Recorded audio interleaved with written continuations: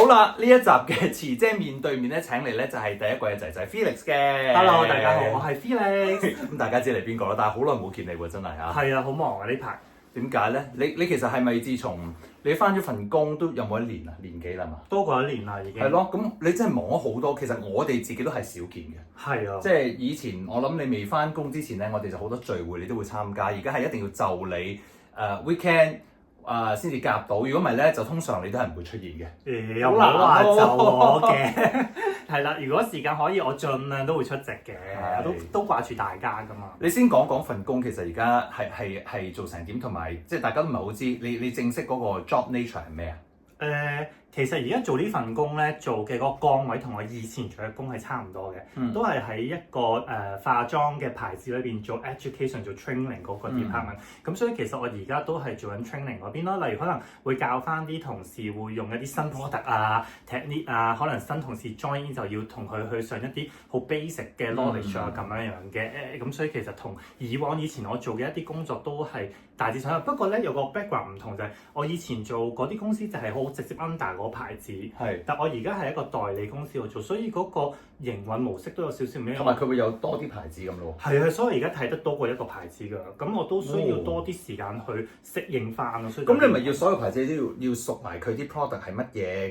譬如啲來龍去脈啊、少少歷史啊咁樣，你先可以 train 到佢下邊啲員工。係啊，所以我都用咗啲時間去 study 佢個 background 咁樣咯。好彩都唔係太多牌子，暫時都 OK 嘅。你唔係淨係化妝品㗎嘛？定係淨係化妝品？我哋公司有唔止化妝品，不過我就負責化妝品嘅牌子。OK，係啦。咁即係 train 前線啲員工。係。咁即係第日，譬如啲顧客去買嘢，咁其實佢哋點樣 sell 咧？其實好多時候就係由你去教佢哋話，即係化妝品有咩好嘅咁樣。係啦，冇錯啦，都係我教佢哋嘅。咁你點啊？你會要幫佢哋化埋妝㗎嘛？即係教佢哋用啲咩嘢嘅唔同嘅 product 去細分，去點樣可以化得靚啲嘅妝？會㗎，其實咧我哋係會做，唔係我哋，其實我係需要俾個品牌佢哋嘅 global 嗰邊首先同我考核咗一個試，我先至可以有呢個身份再同我嘅同事做考核，所以其實係有一個一定程度嘅要求嘅。唔怪之咁忙啦咁。係啊，用咗時間去即係適應。同埋我見你係會飛嘅喎，即係你唔係淨係負責香港添係嘛？我係淨係負責香港，不過因為有一啲 training 會係集合咗啲亞太區唔同地方嘅一啲 trainer 啦，咁我哋就會飛去嗰度俾人哋 train 咯。哦，即係你又要俾人 train，你又要學嘢，但係你又要去教翻人。係啦，呢個就係我哋嘅 job。好叻啊，好叻啊！咁點啊？你自己有冇即係講唔講得？我唔知你有冇再做啲 freelance 嘅嘢啊？你之前有幫人收下眉啊嗰啲？因為其實個時間都冇咯，所以其實都冇乜時間騰空到出嚟。咁同埋因為其實工作咧呢啲都唔可以做㗎啦，所以我都好聽話冇再做呢啲以外工作。咁手工揀嗰啲冇所謂㗎係嘛？都唔得啊？冇所謂。嗰啲網上，不過我都冇整咯，我都冇整啦，係啦，因為冇乜時間，因為佢都其實需要啲時間，所以我都冇整啦。所以而家大家即係見到Felix 咧係一來比較少咗啦喺我哋嘅YouTube channel，二來就算你啲 story 都少咗咯。即係以前你都成日喺屋企點樣同啲狗啊玩啊放狗，而家都有，不過係好少咯。其實有原因㗎。點解連狗都唔可以玩咩？唔係啊，因為我肥咗啊。咩啊？唔係啊，我肥咗好多，因為原來一肥咗就係冇乜嗰種。咁你唔一定要除衫㗎嘛？冇人叫你一鋪一定要除衫㗎。唔係，其實佢仲有鋪唔喺 IG 啫嘛。我有睇到嘅，大家揾到就揾啦。我有睇到嘅，聰明嘅人會知道點樣揾嘅呢個。好，大家我淨係講到咧，就係聰明嘅你就會知道點樣揾到睇到 Felix 一啲比較性感啲嘅相啦。咁有時我都叫佢一見到佢就喂，你 tag 翻 Boyscation 啦，等我都 share，等多啲粉絲都留意到你啦咁咯。我就保持翻少少神秘感，等你哋自己去揾。喂，但係你都同一啲fans 或者而家變咗朋友啦嚇，都仲有好密切聯絡喎，好似係嘛？係啊，其實都固定我哋有 Jasmine 咁樣 ，Jasmine、阿 Max 啦，同埋阿 Patrick 咁樣，我哋都有嘅。咁另外可能即係就翻時間啦，如果大家可以 join 到咧，其實可以就一齊去食個飯聚下會。唔好意思，早幾日原本我都嚟嘅，但係我後尾撞咗你唔到。係咯，喂，我冇食啊嗰間嘢。我唔夠楊千嬅爭啊嘛，你會睇楊千嬅。唔好講。咁人哋30週年演唱會啊嘛。哇，好勁喎！我見到你，其實你同佢係好有淵源嘅喎。我真係識佢好多年㗎嘛。咁冇辦法，即係撞咗，因為因為係 complete 飛嚟嘅，咁佢邀請我，咁唔到我揀，咁佢話嗰日點知就係撞咗你哋約食飯嗰日。哦，咁呢啲難得機會，梗係去咗睇嗰邊先啦。咁我哋都可以再再約係咯，嘅所以冇乜所謂嘅。但我見你哋之前你有同啲即係 fans 又一齊射箭啦，咁而家仲有冇嗰啲？射箭就冇啦，因為咧我哋其中一個隊員咧，佢就需要一個休息，咁我又咁啱又開始翻工啦，咁所以就我哋停咗啦，暫時就未話有個計劃開始翻咁樣樣咯。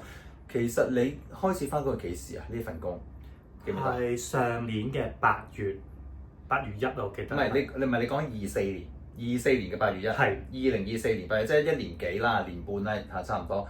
咁但係你唔舒服係幾時啊？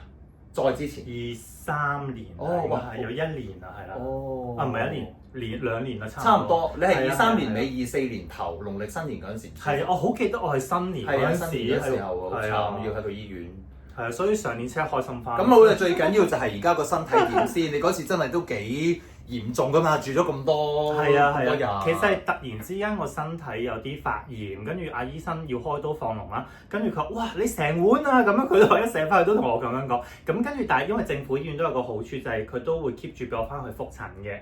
咁只不過個期就比較遠少少啦。咁啱啱嗰轉我都有翻去再覆診，都叫做再照下驗嗰啲叫咩？驗下血啊，照下啲 X 光咁樣都 OK，冇乜嘢咁樣係啦，穩定。即係你而家都要 keep 住翻去覆診嘅。佢會俾翻啲期，不過就隔翻遠少少先去覆診。OK，咁都好啊，即係由嗰次之後都起碼係咪注重咗即係身體或者食嘢啊、運動嗰方面都調節咗咧？其實我不嬲都好注重。阿醫生話呢啲係冇原因，唔知點解。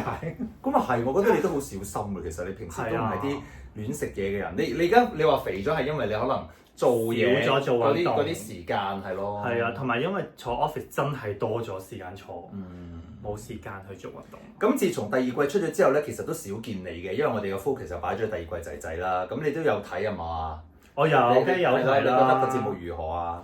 個節目都幾緊張。其實我睇嗰陣時都幾緊張㗎。我冇諗過究竟嗰個咩啊？嗰個去向係會點樣㗎嘛？都有啲出人意表㗎。後尾你都有見過晒係嘛？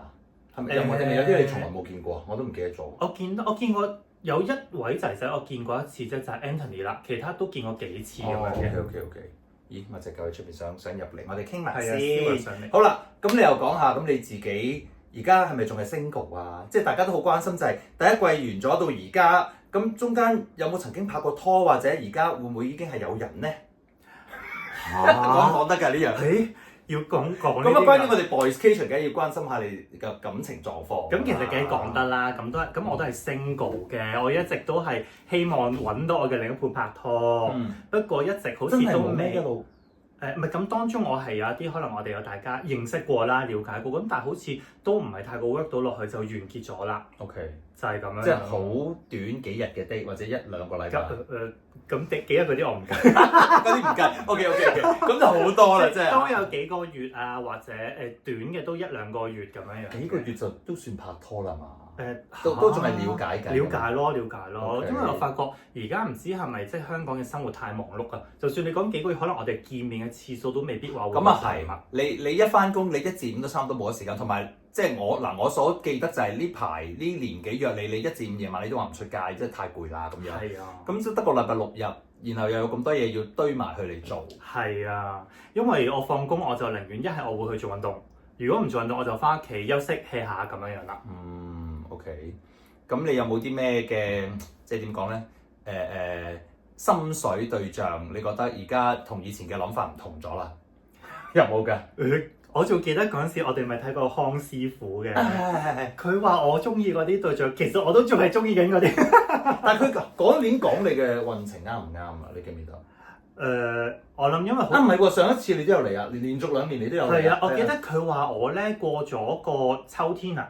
跟住就會之後我就會揾到我嘅呢個姻緣嘅。OK。但係好似暫時我都未係感覺到，但係未完啦，係啦，我仲係期待緊啦。係，總之下一個秋天嚟之前都係過咗秋天啦，係嘛？係啦，咁所以我等緊你出現。哇！唔係，其實嗱，心水清或者聰明嘅朋友咧，喺某個 social media 咧，你會發覺咧，阿 Felix 係幾活躍下嘅。除咗會 po 自己啲相咧，佢成日會留言俾其他嘅人。咁咧係呢樣係令我見到你最多嘅次數嚟。成日彈出嚟喺呢度係咪？係因為原本我係唔識嗰個人嘅，但係因為你留言咗咧，佢就會令我睇到佢嘅 post。咁跟住你啲留言係好有趣味嗱，我覺得好有趣味。咁跟住我就覺得幾得意喎，即係點解我會咁做？同埋跟住而家你都幾多時間嘅喎，你每日都有留言嘅喎。點解會咁樣咧？係因為我覺得嗰個 social media platform 咧嘅玩法有啲唔同。所以你識玩，我唔識玩，因為我其實嗱，我真係太忙，我所有嘢係 copy and paste 嘅啫。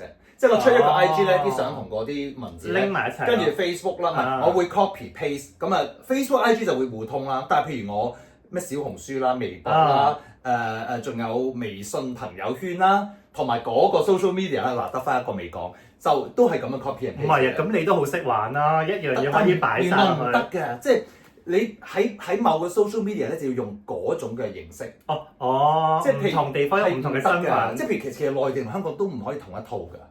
你講，但我有時你知我有英文啊，咁其他內地人哋已經唔理你㗎啦。係啊。係咯。咁我個 social media 咧就其實唔興有相嘅，我又中意有相喎。咁其實啲人咪未必中意睇咯。係啊，佢哋中意玩文字㗎。所以我覺得你好叻咯。即係你嘅回應或者你嘅reply 嗰人嘅 post 咧，係會好有興趣，令到我睇落去，究竟嗰人又會點覆你咯？講啲乜係咪啊？嗱，不過咧都要小心啲。我係試過我俾人鬧㗎，係話你係啊，佢鬧翻我轉頭嘅，即係可能話我有少少冒犯佢咁樣，但係我只不過係可能開玩笑，但係可能佢就有啲認真咁樣，咁所以都有少少技巧拿捏嘅。咁你嗰啲尺度都好大嘅，好老實，我又唔知道邊樣嘢觸動到對方啦。但係我又覺得無傷大雅得玩啫嘛。係咯，佢又唔識我又唔識佢。佢唔覆你咪得咯，佢開頭睇唔到冇理。係咯，就唔覆咪得咯，做乜要鬧？因為我知你嘅 reply 你唔係淨係 reply 俾啲 member 嘅，有好多嘅你都會又加句啊咁樣，好得意嘅。呢啲先好玩啊！好，我呢樣我要跟你學嘢。好啊，我哋一齊玩。你有冇睇到我有時 reply 人彈出你嗰度㗎？我有見過一兩次，但唔多嘅。係啦，你嗰啲勁啲。我諗係有啲演算法啩。你叻啲，我覺得呢個要學習。我得閒就會覆。好啦，呢個係我新一年嘅目標。耶！好啦，咁祝你身體健康，同埋咧喺下一個秋天嚟之前咧，就早日揾到嗰個，咁下次帶埋上嚟啦。祈禱。好，拜拜。拜拜。